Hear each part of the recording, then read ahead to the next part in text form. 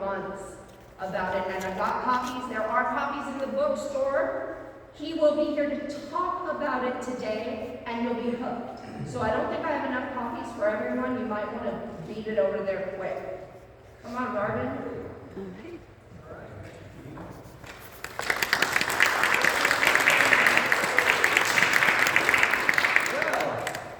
Happy Palm Sunday, everybody. Gina, your rendition of Jesus Christ Superstar, that was so beautiful. That was my second favorite album in the 60s, behind Sgt. Pepper. And your meditation, and Dee, your reading was really very inspirational, very good. So, happy, what is it, Palm Sunday. I so wanted to tell a joke on Palm Sunday, but I had nothing church appropriate. So I combed the internet, and I still couldn't find anything, and the one I found wasn't church appropriate. So I have some Adam and Eve jokes from when I was doing stand-up. Anybody want to hear a couple seconds? Yeah. What did Adam say the night before Christmas? It's Christmas Eve. I didn't say they were good.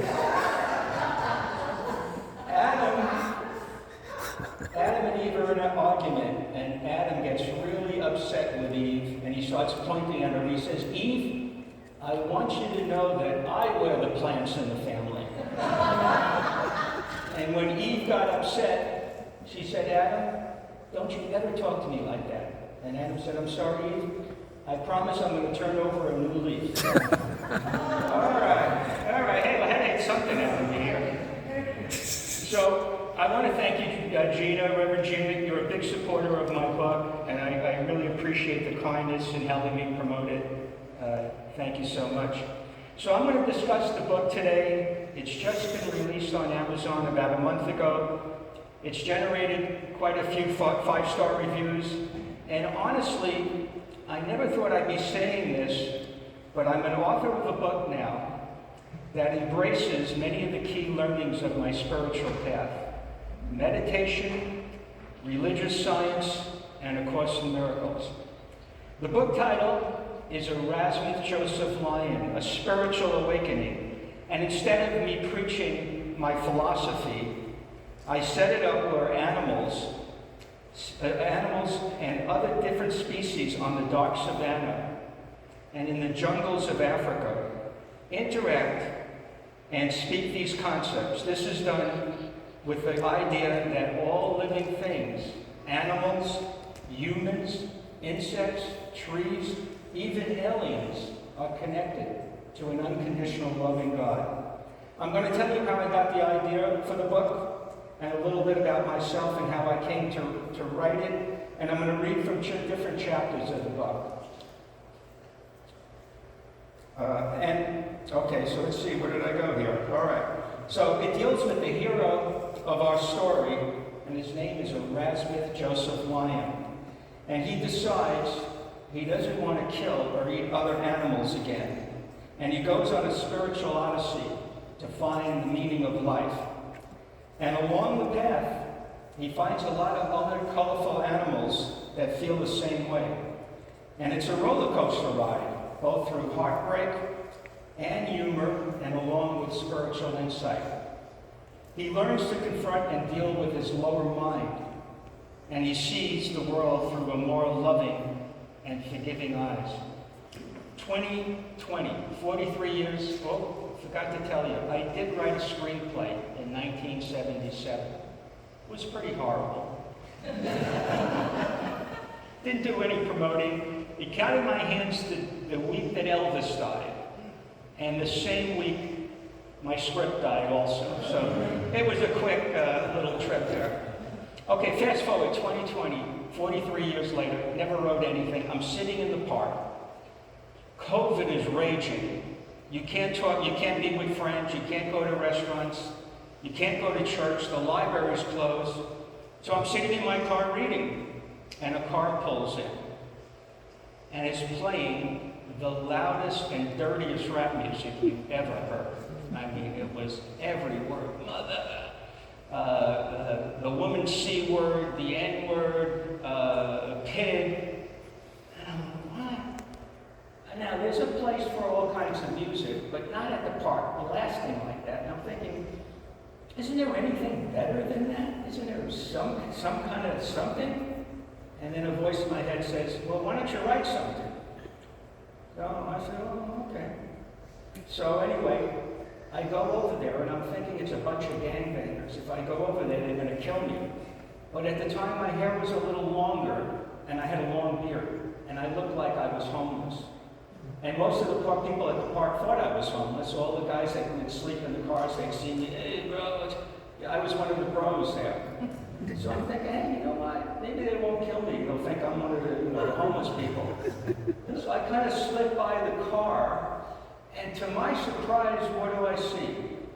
2 young white girls going, they're like in some kind of crazy trance. I'm going, what is this?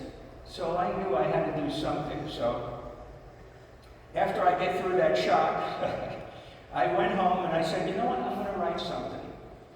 And I thought, I wanted to write something that was uplifting. And being a student in the Course in Miracles, I wanted to write something that I felt was more positive and loving.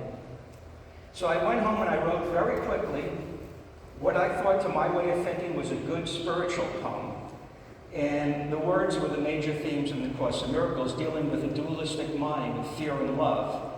And then I got into it. I started to really enjoy it and started writing quite a bit. And I called my writing philosophy rap.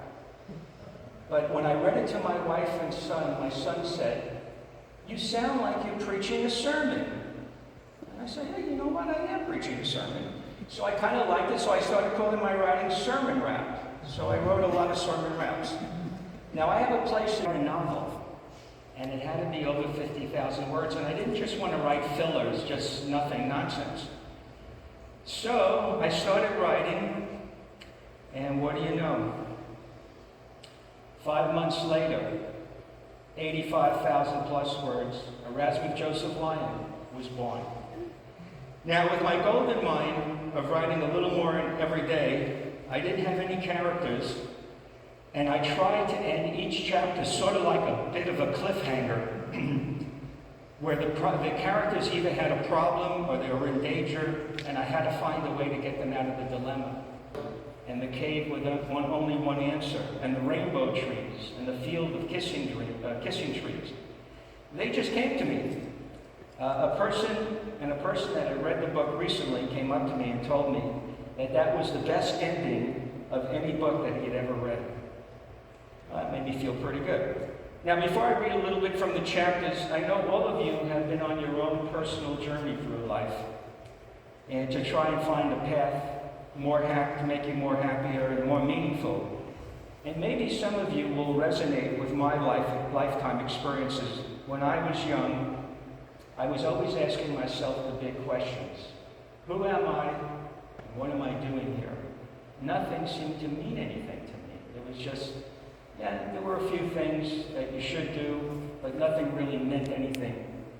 So I had many early lifetime experiences, like the people who have the near-death experiences. Excuse me. As a child, many times I experienced being a free spirit outside my body. I could elevate myself up through my head, but it wasn't under my control. It would just happen randomly, and I'd be looking at my body from outside my body. I'm not hallucinating here, and it was the most glorious feeling I've ever had in this lifetime.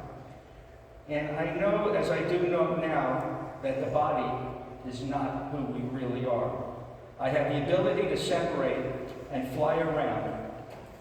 And in my life, I've read thousands of books, listened to hundreds and hundreds of tapes, webinars, podcasts on many pathways to find a more meaningful and better way of thinking and living.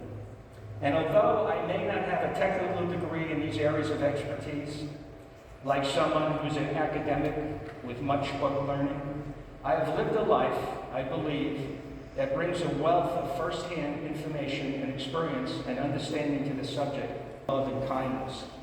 But to my surprise, my wife was the first to read the chapter, and she told me she doesn't like it and she doesn't want to read it. You know, that's not a good take when your wife doesn't want to read your book, right? I tried to convince her. He has to go through darkness to find the light. And I tried to fight for this way, that this is the way it has to be. She wasn't buying it. I'm not going to read that book. What? All right. I did want to take her honest viewpoint. I didn't want to overwhelm her, like be a man and just rip the woman's viewpoint away. You know, I didn't want to do anything like that. So I took her feelings into consideration. I wrote a lady that I knew that was into spiritual thought, and I asked her if I could send the first draft of my manuscript unedited, and if she would read it. She said, yes, I would love to read it. Please send it to me. She was very excited. So I sent it to her, and the next day she writes back and says, I don't want to read it. It's too dark. Note to myself, lighten it up. I went to an author writing, and where an author was giving a talk. There were 90 people that went to this talk. 85 were women. I said, women don't like darkness. So I had to lighten it up a bit. So I will say there is some darkness in it, which propels Erasmus Joseph Lyon to go on his journey to find a more meaningful life, and eventually his quest to find the answer to life. So I will read a few parts of different chapters, and I will end with a poem in the book that Reverend Gina told me she liked. So this is chapter 1, how the book starts out. I'll read a couple of paragraphs and then I'll tell you a little more about it. So it starts off with the first chapter,